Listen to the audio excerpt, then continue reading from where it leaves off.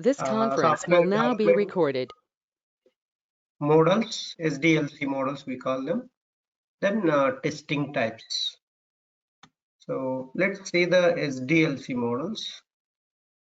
We have even I am uploading the videos also so that you can see here itself in the channel. So I'll send you invite to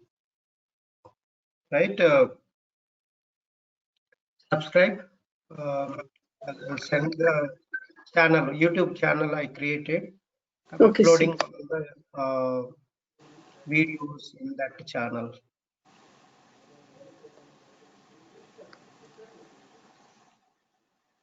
So next SDLC models.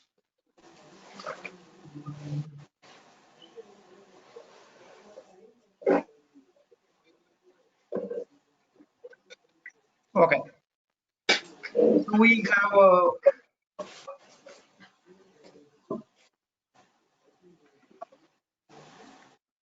So we have seen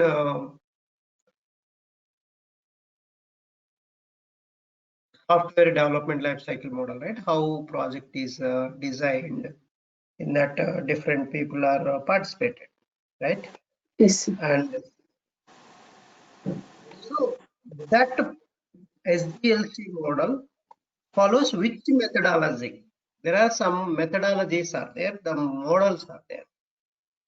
So which methodology your project is following? So that's what we are going to discuss now. So this is the first one is a waterfall model. Waterfall model is also called classic waterfall model. And this is the first methodology or SDLC methodology, SDLC approach. People used to use this. And in this SDLC methodology, waterfall methodology, see that, can you see here, it falls like a waterfall, right? It falls like a waterfall. So Yes, sir. then, and it will go up. Anything if you want to modify anything, and it is not possible here. So once the water falls down, you cannot take it back, right? That's not possible. Same approach here also. If anything requirement change or anything happens, that is not possible in this waterfall model. So once everything is completed, later you can, next cycle you can take up. The first introduced process model is the waterfall model. So this is a basic model of all SDLC models. And so why waterfall model we need to use, when to use, we'll see one by one. It is a simple and easy to understand and easy to use, this model. It is a linear sequential life cycle model where each phase should be executed fully before the next phase can begin. Each phase. So what are all the SDLC stages? Initial requirement phase, analysis, design, coding, testing, execution, and defect bug report. Then finally deployment. Maintenance. Deployment will do. That's it, right? So this is the process, entire project development process. Yes. Now,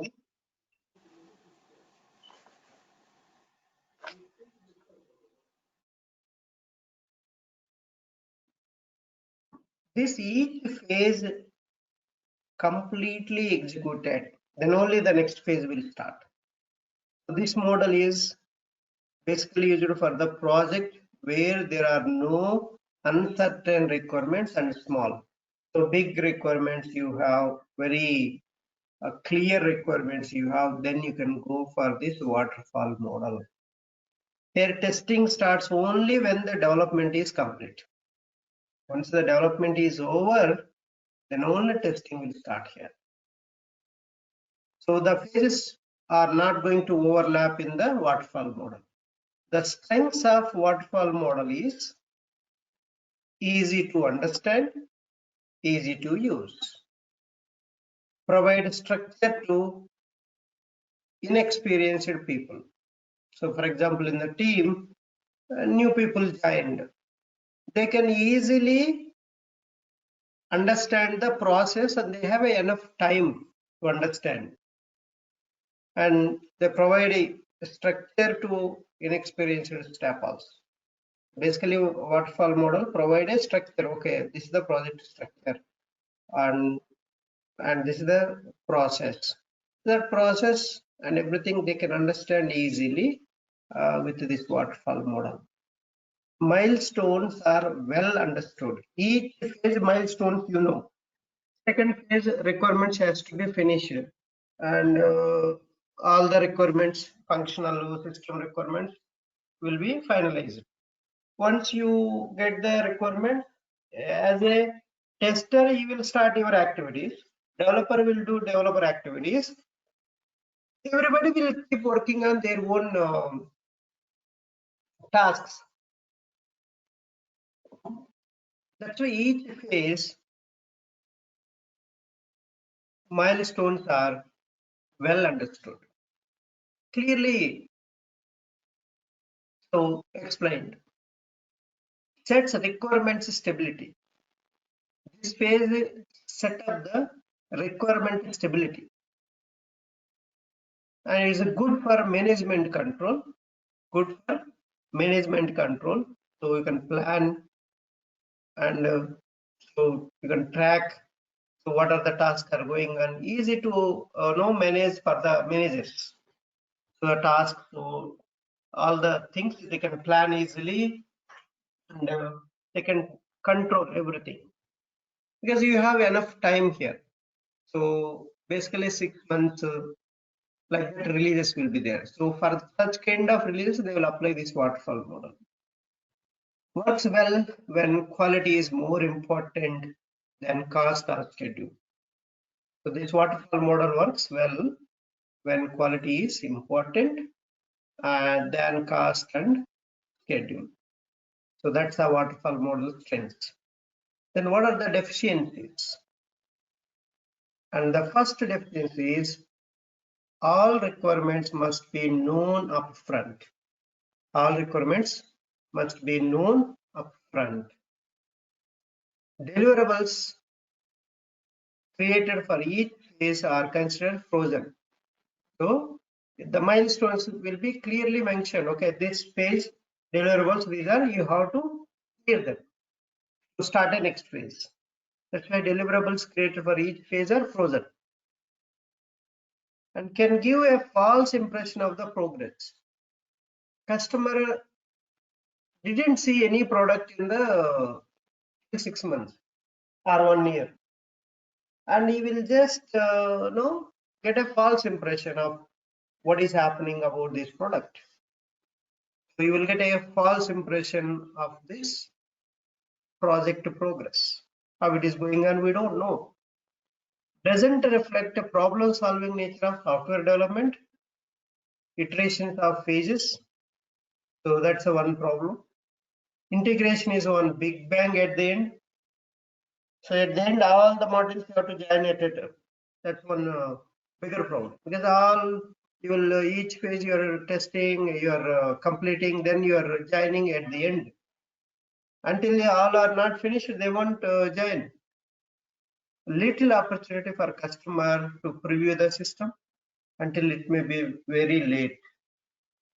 Defects were being found too late in the life cycle because after coding only it will come to testing.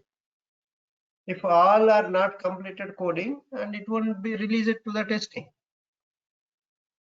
Testing was not involved until the end of the project. That's why testing also added a lead time to do its late involvement, and it adds defects. That's the deficiencies of waterfall model. When to use waterfall model? When you can use? Requirements are very clearly mentioned, very well known, then you can use waterfall model. Product definition is stable. One product is already available and that is stable. And you want to improve the product, new features you want to add, then you can use a waterfall model. for that product development, you can use waterfall model. Technology is understood very well, then you can use this waterfall model. New version of an existing product, that just now I told, right? New version of existing product you want to develop, then also you can go for this waterfall model. Porting an existing product to a new platform. Suppose your product is working on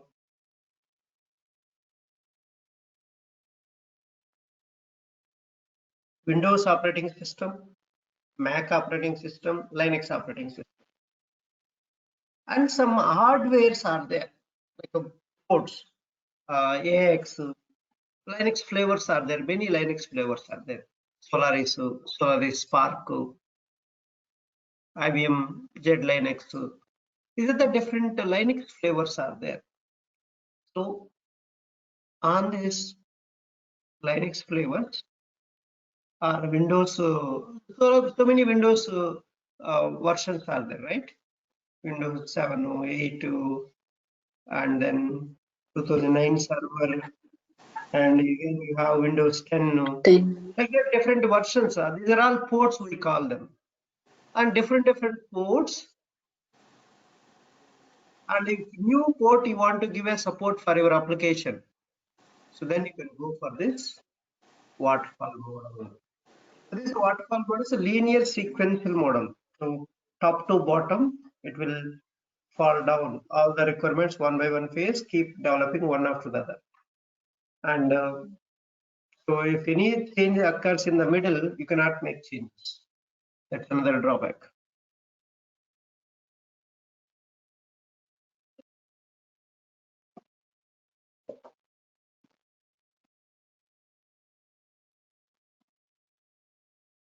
So that's all about waterfall model.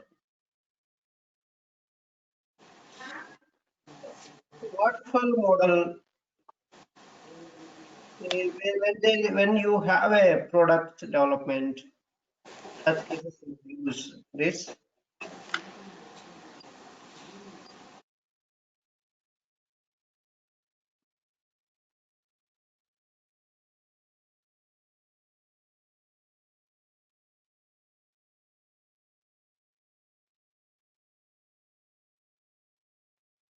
Okay, that's a waterfall model means.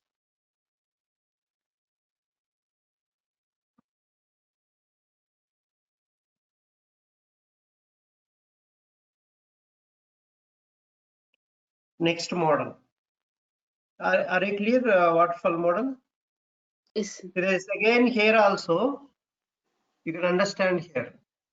System feasibility, software plan, product design, detailed design of product plan, product design. Product design is a HLD. Detailed design is a LLD. Coding and integration testing and system testing and maintenance. Operational maintenance. So these are the phases. Each phase.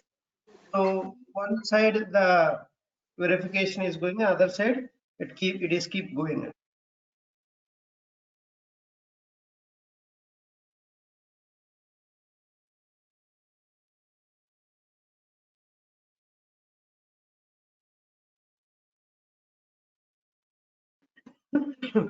So that is the waterfall model means. Next, V model. All these models, so which model people are using, you can ask. Waterfall model, when there is a product and project, you should know the difference. Product means already something is available and keep developing. It is used by many people. Now Windows is a product, Mac is a product, Linux is a product. These are all people will globally uses. That's the kind of product base. How you can define a product? It is used by many people, not particular company. Project means It is used only for a particular person or particular organization only uses the project that is no useful for that person only. Like you take a one e-commerce store in our area, one store is there. So they will a building system. It will be useful for his store only. It is not useful for other people. That is called small projects. But product is which can be used by many people. That's the product. Yes.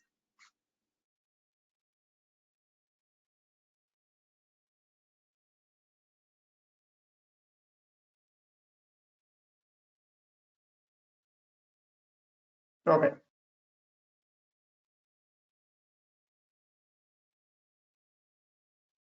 No.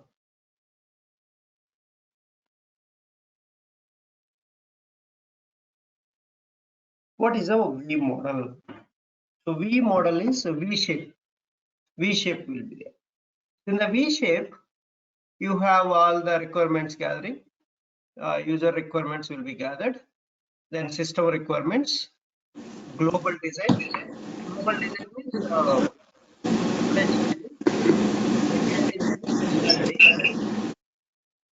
can you mute? A lot of noise is coming. Detailed design. And once the design is done, implementation, that is coding. Coding will happen. So in this meantime, this is the verification process. It's all verification process, verification activities. In this verification activities, what you will do? Preparing the test cases, preparation of the acceptance test cases, system test cases, integration test cases, component test cases are prepared in this verification process. You prepare the test cases as a tester you will do, and as an architect to tech lead, they will prepare a global design, low level design document. And developers, they will keep understanding the requirements, how to develop. Once the development is done, then it will go to testing, then component testing execution, then integration testing, then system testing, then user acceptance testing, then operational. Finally, the code will move to operational.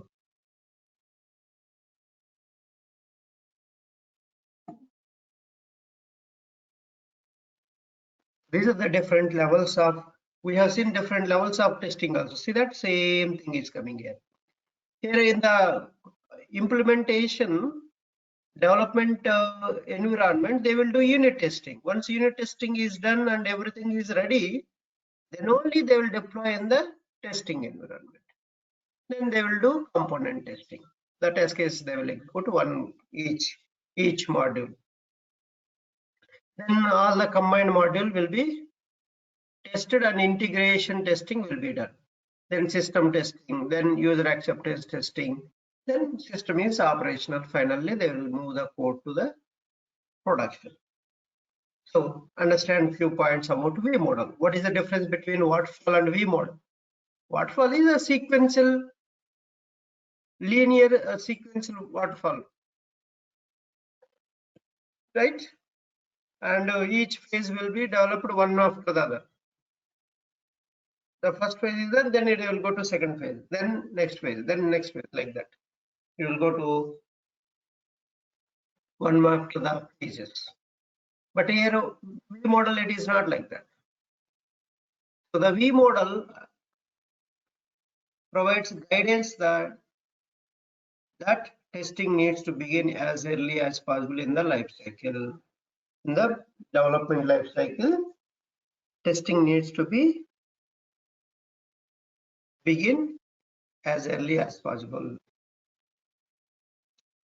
It also shows that testing is not only an execution based activity. It is also shows that testing is not only an execution based activity. There are a variety of activities that need to be performed before the end of coding phase. Testing means not only execution based, right? Not just execution. You have other activities. What is the other activities? What are other activities other than execution? Understand the requirements and Correct. the test and design the test cases. Design test cases, Test cases. reviewing the test Reviewing cases. test cases. These are all Diffi- things people is going to do, right? Yes. That is the this.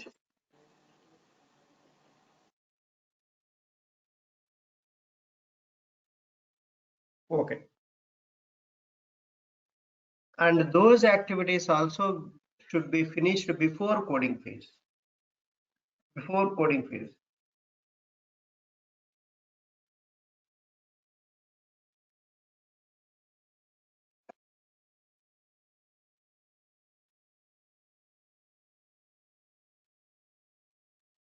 Okay.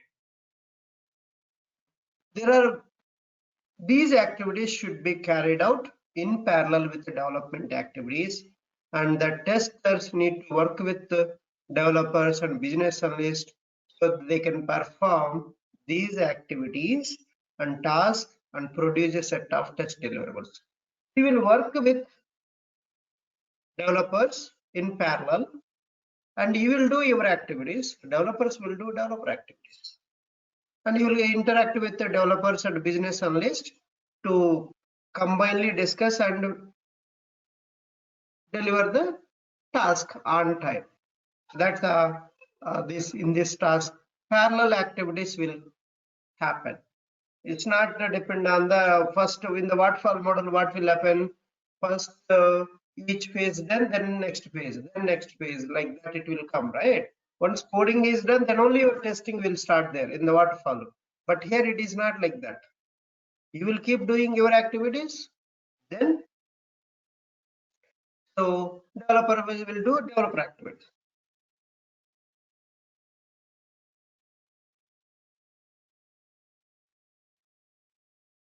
And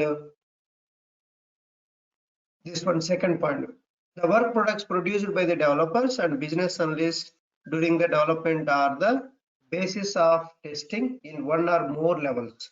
You have to test different levels.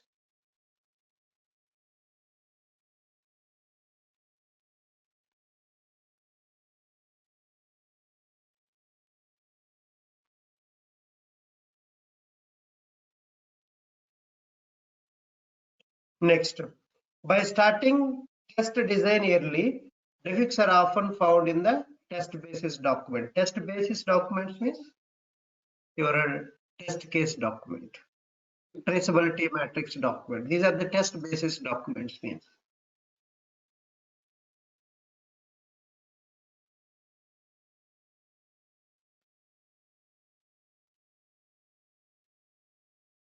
Okay.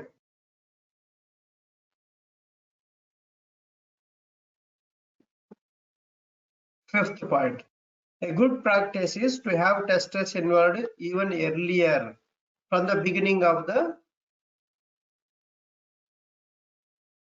phase. SDLC phase, you should be involved during the review of the test-based documents. So all the review of the documents, you should participate from the beginning.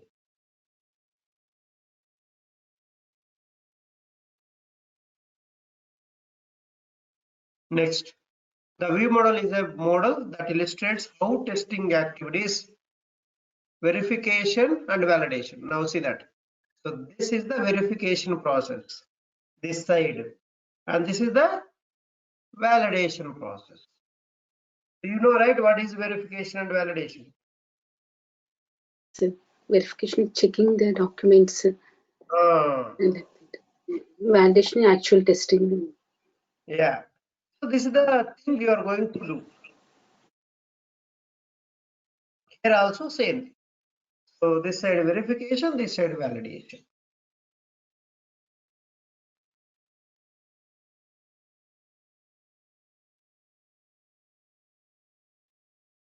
Okay.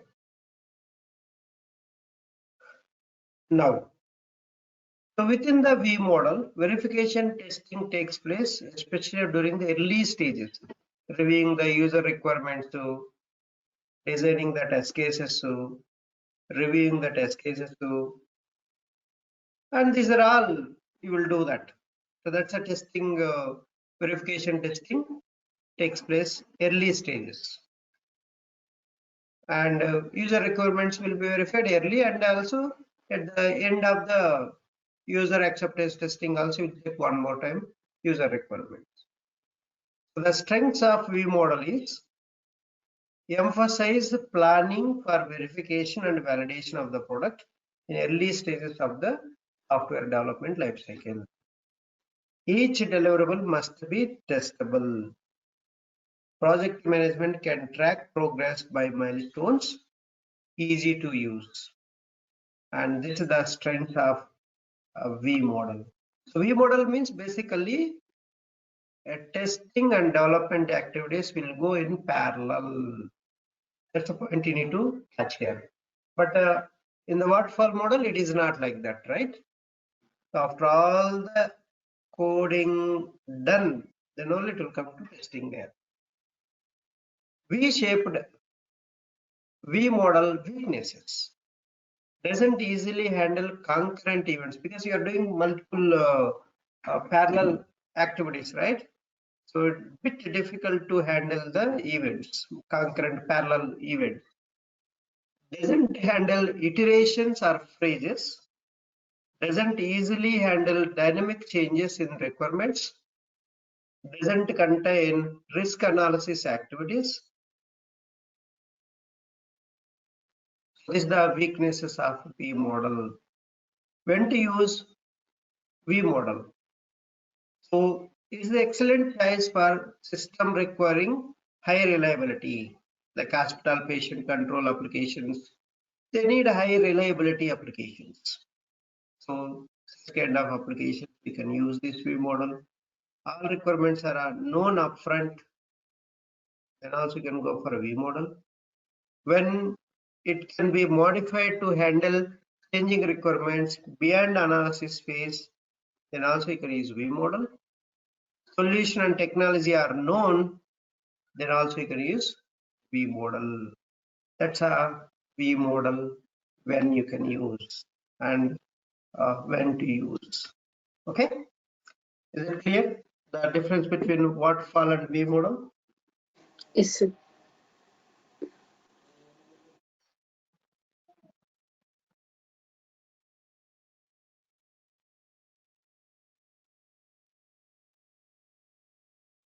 Okay.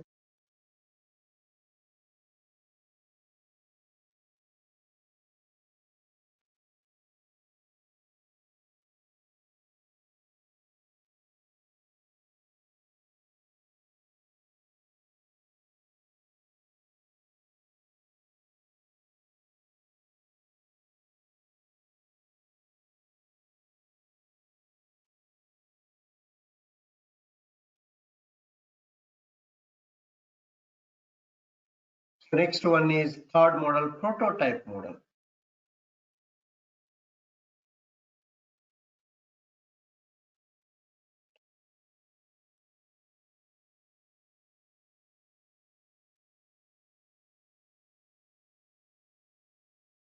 What is a prototype?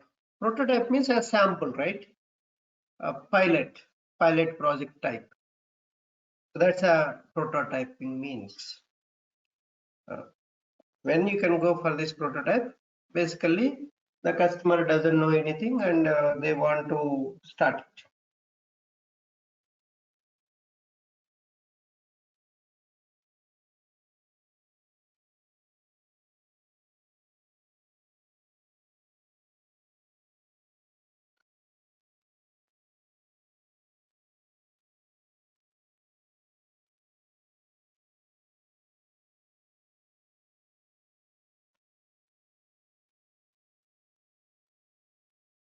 Okay. So in this prototype model, before designing phase, a prototype is developed, tested, reviewed, and approved by the customer first. Then after that, design will be ready for coding, testing, installation, and maintenance will take place later. Once you get approval from the customer, Then again we'll start a design, coding, testing, installation, and maintenance will take place. This prototype is prepared based on the customer requirements. So prototype testing is checking for the required components are present or not. That's a prototyping model. By using this prototype, customer can understand the requirements of desired system, and also customer can get an actual feel of the system. It is an attractive idea for complex and bigger systems. He doesn't have a proper idea in the early stages. Then company people will develop one pilot project or a prototype project, and they will give a demo first.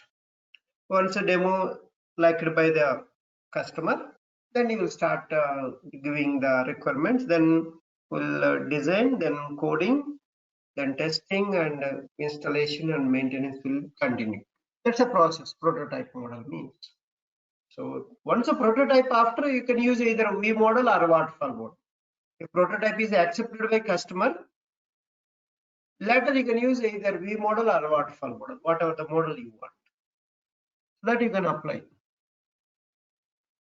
And there are two approaches for this model: rapid throwaway prototype, evolutionary prototyping.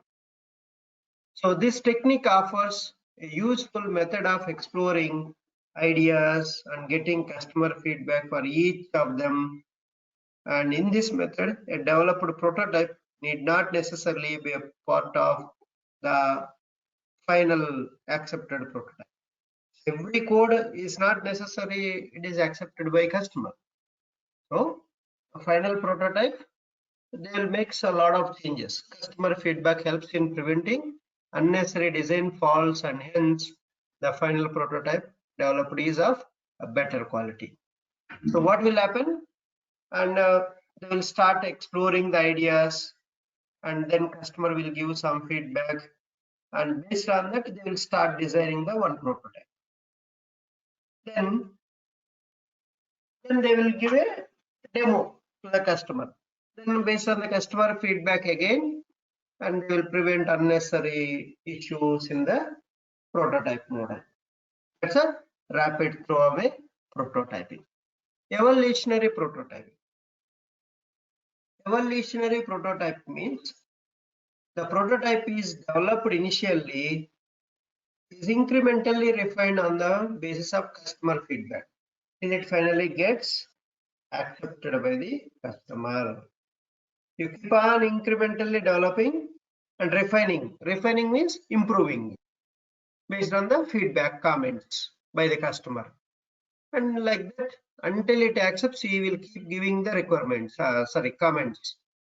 And then those comments, the developer will keep modifying the code, and he will fix all those comments. And until that, how long it will continue? Until customer accepts the prototype. So till that, you keep doing the refining and improving, developing the prototype. That's the evolutionary, incrementally refine the prototype model. If refine the prototype based on the customer feedback until it accepts that prototype. In comparison to rapid throwaway prototyping, it offers a better approach which saves time as well as effort. So the evolutionary prototype is better than rapid throwaway. This is because developing a prototype from scratch for every iteration of process can sometimes be very frustrating for the developers. You have to start from the scratch means sometimes it is a burden for the developers also, and that's a evolutionary prototype model means. These are the two models.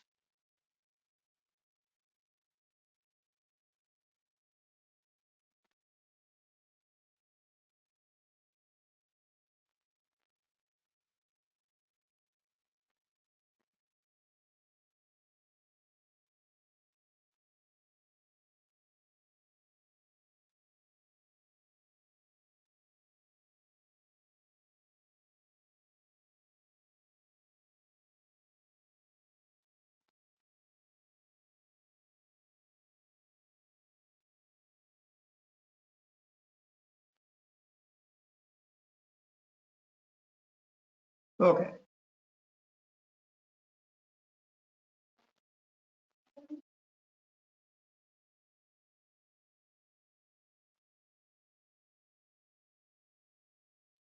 So main phases in this prototype is requirements gathering, quick design, build a prototype, customer evaluation of prototype, refine prototype, iterate step 4 to 5, again get the customer feedback, refine the prototype, and that is improve the prototype based on the comments. And so doing that. Once it accepts, then the models will start. So this is the one. You can see that. So install set of user requirements, quick design they will develop, and refine requirements, and evaluation of prototype will start. Evaluation of prototype by the customer, and so if prototype is accepted, so then refine the prototype, test the final product, deliver and maintain that.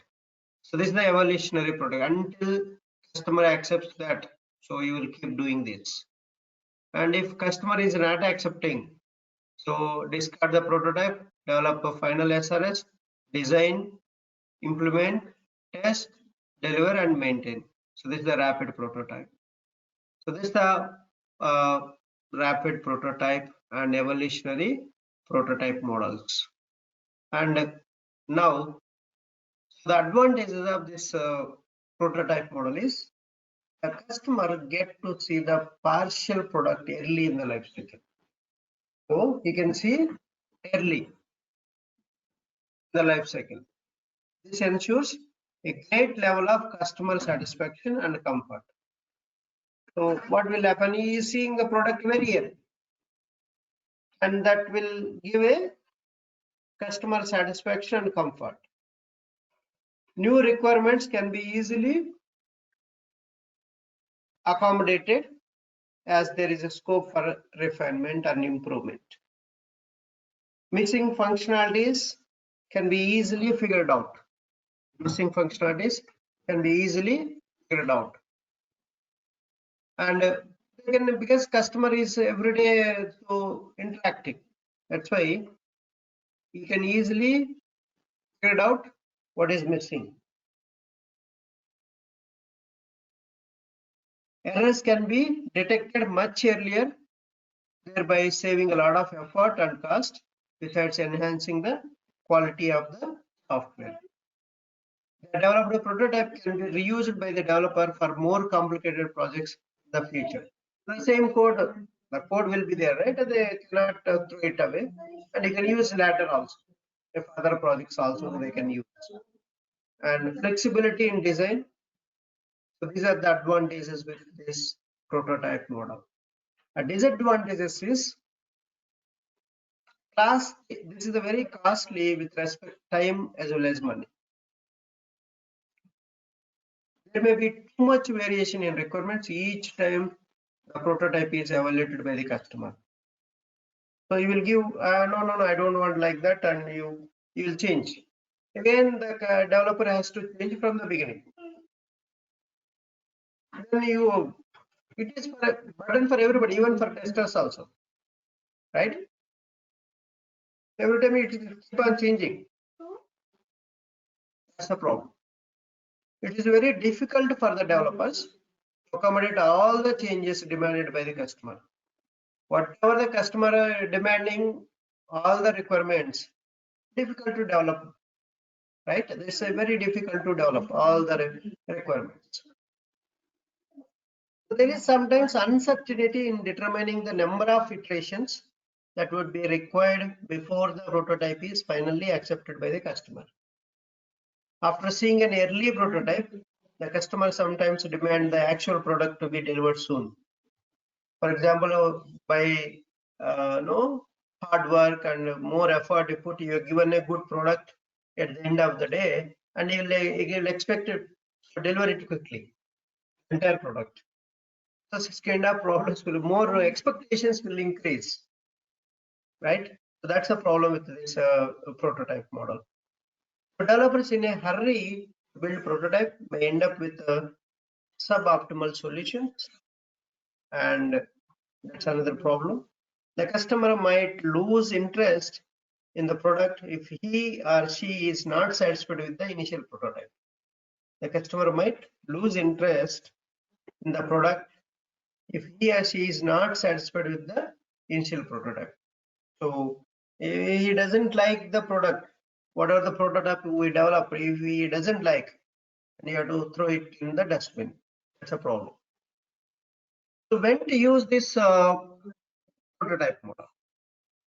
So the prototype model should be used when the requirements of the product are not clearly understood or unstable. So the customer doesn't know what kind of product he wants and what kind of is in confusion state, and he won't give clear idea, and he's not having any idea. Such kind of scenarios, this prototype model is very useful. And it can also be used if requirements are changing quickly. Requirements are changing quickly, then also this prototype model is very helpful. So this model can be successfully used for developing user interfaces, high technology software intensive systems, systems with complex algorithms and interfaces, and you can use this prototype model. It is also a very good choice to demonstrate the technical feasibility of the product with this prototype. So that's the prototype model. It's just a pilot project we'll create, and once the customer is satisfied with all of them, then you can get a big requirement. That's this prototype model. So is it clear? Yes, sir. Okay. So till now,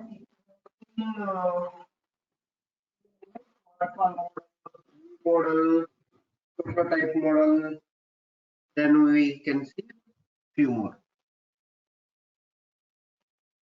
Just all three. Only the practicals will come in test case designing, test case execution. And yesterday you have written, right, the test case you execute now, today, okay? Okay, sir. So after this, you read once, Okay, sir. and then just read these points. All these points are important. They will ask you. Make sure Okay, you sir. get some idea. Okay, They will sir. ask you what is the difference between waterfall and V model. They will ask you. You should be able to answer that. Sure, sir. That's very important. Next, iterative life cycle model. Iterative. What is this iterative life cycle model means? So you can see here, not all life cycles are sequential. There are also iterative or incremental life cycles. Iterative or incremental. Incremental means one after the other, one after the other. Keep adding, previous one adding to the next new one. Keeping adding old one plus new one, old one plus new one, like that. Incrementally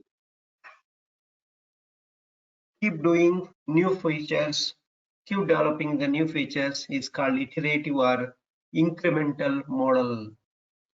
So instead of one large development timeline from beginning to end of your project development, what people will do, so the number of smaller self-contained life cycle pages for the same project will be divided into small features. Then you will develop first the setup of the project, then which is most important, first one, which feature you want to see, that feature they will develop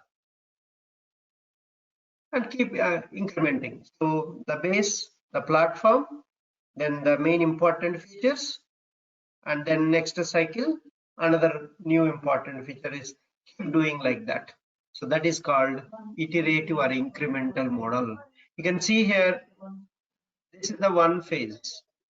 This is a phase one. Phase one means one main or first phase, what they will do, all the base platform they will set up. For example, your the company is starting a new project. So what you need to do, nothing is there. So you have to start from the scratch, right? From the beginning.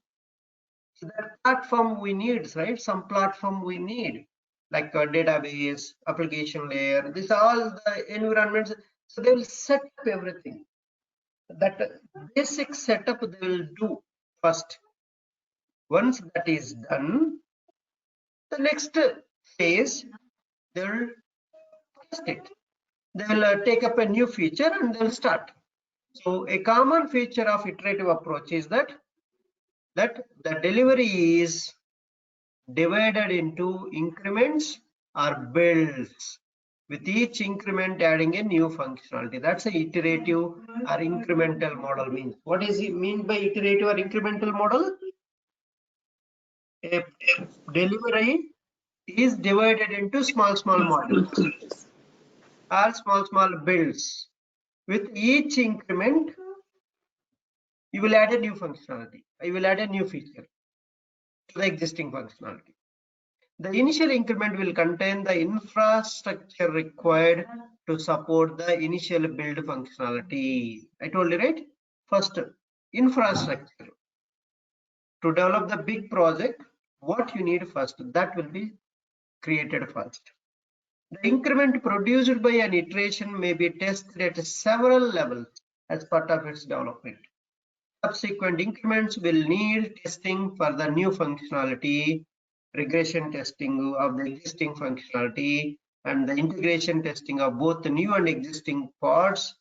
Regression testing is increasingly important on all iterations after the first one. First one is ready. Second one you are starting. Before joining the second one, you need to test one more round of regression testing. So because of this new code included in the old code, the joining, right? New feature is joining with the old code. And after joining, you need to do one more round of regression and integration testing both. From old module to new module, data is flowing for integration. And to test entire features, that's a regression.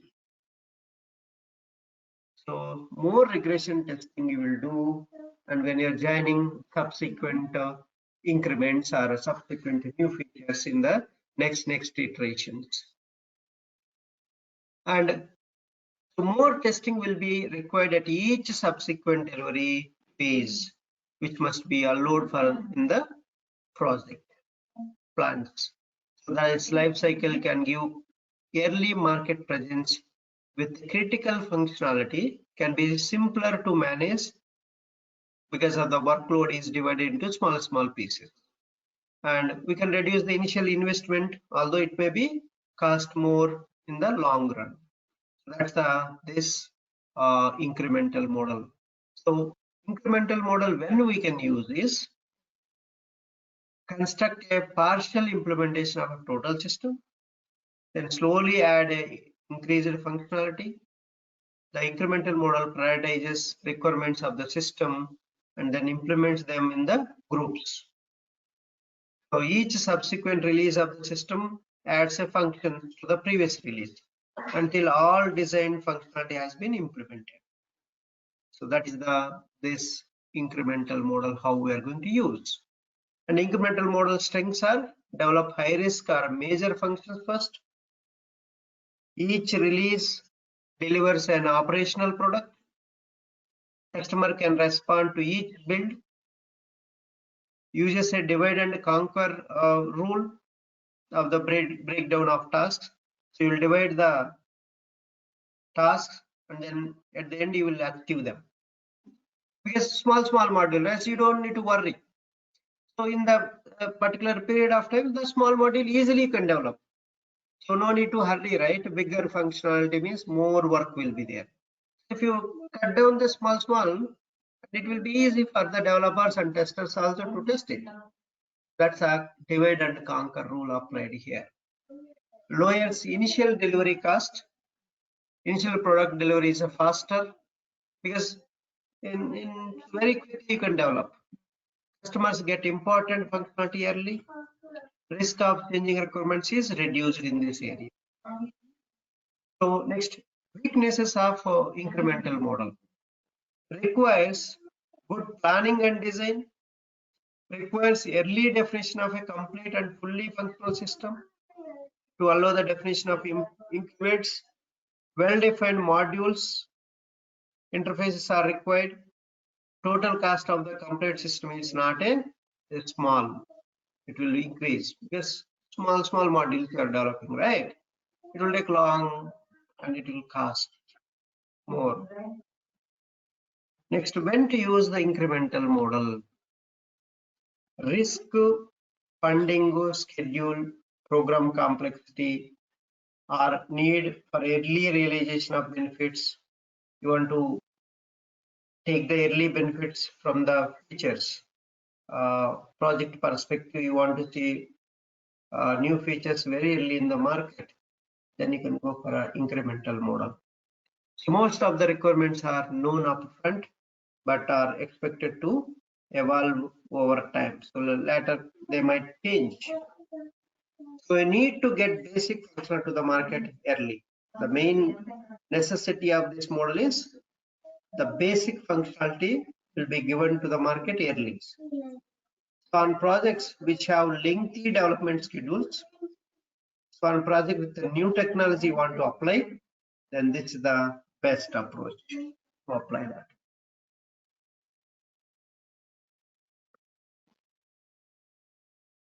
Lakshmi, any queries? No, sir. Are you getting the each model priority, each model what is happening? Okay, sir. Are you understanding what is Yes, happening each model? Yes, Each sir. model is a different. Yes, sir. They will use any one of them in the project development. Okay. Yes, sir. Okay.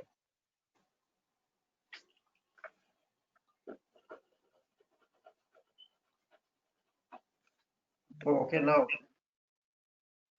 last one, we will finish this spiral model.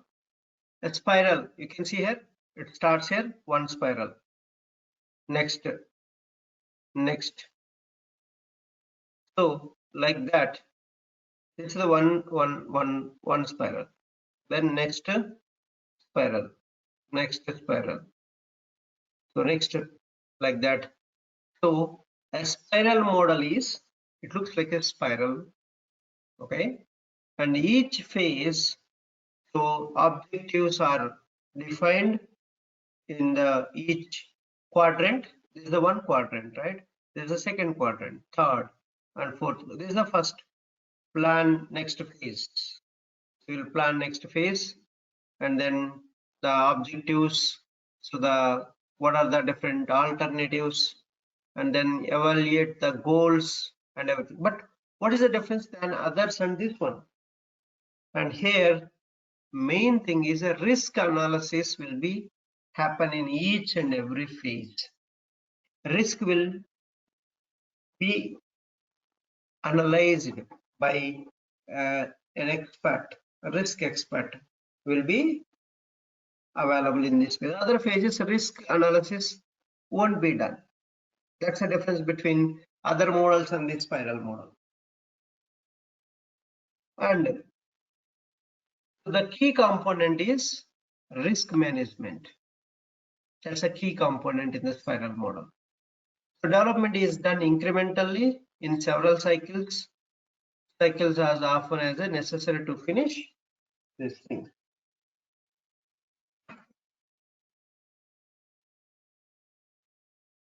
And main phases are there: determine objectives, alternative for development, constraints for the portion of the whole system to be developed in the current cycle. Evaluate alternatives, considering objectives and constraints, identify and resolve any risks are there, you resolve those risks. So the risk expert will be there. You don't need to worry about it. Each phase, he will analyze the risk and he will solve them. That's a risk expert main purpose. A risk expert won't be there in other models. Only in this model, risk expert will be there. So, and that's the main phases here on the spiral model. Develop the current cycles, part of the system, using evolutionary or conventional development methods, and perform validation at the end. Prepare plans for subsequent phases. These are the main phases. So this is the main plan for next phases, and that you define the objectives and evaluate the goals and develop and test. Everything will happen in this quadrant, right? So develop, see that all unit testing, integration testing, and coding, designing, everything will happen in this quadrant. So that's this 4 main phases will be there. So the advantages of spiral model is most realistic for approach for large systems, allows identification and resolution of risk early in the development, provides early indication of insurmountable risks without much cost. Users see the system early because of rapid prototyping tools. Critical high-risk functions are developed first. The design doesn't have to be perfect. Users can be closely tied to all lifecycle steps. Early and frequent feedback from users, and cumulative costs assessed frequently. That's the advantage of spiral model. The problem with the spiral model is difficult to convince customer that this approach is controllable. We cannot control this approach. It requires significant risk assessment expertise if you want to succeed in this with this model. If you apply this model for a particular project, so risk expert is mandatory in that project. So, but this model is not used widely till now, and this efficiency is not proved till now. Nobody applied this model. Mainly people use waterfall, V model, prototype, and incremental model. These things people will use, but the spiral model never used it till now. So the time spent for evaluating risks, too large for small or low risk projects, and time spent planning, resetting objectives, doing risk analysis and prototyping may be excessive. The model is complex. A risk assessment expertise required for this model. Spiral may continue indefinitely. Developers must be reassigned during non-development phase activities also. It may be hard to define objectives, verifiable milestones in this next iteration, all those things. That's a problem here. So when to use this spiral model?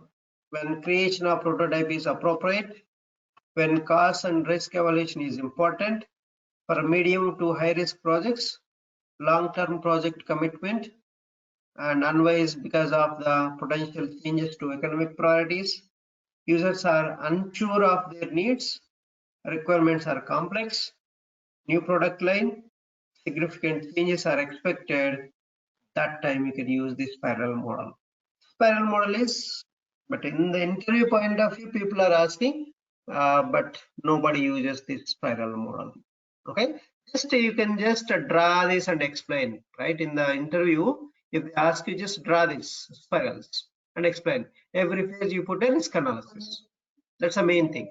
Build 1, Okay. build 2, build 3, build 4, and each phase. So this risk analysis will happen.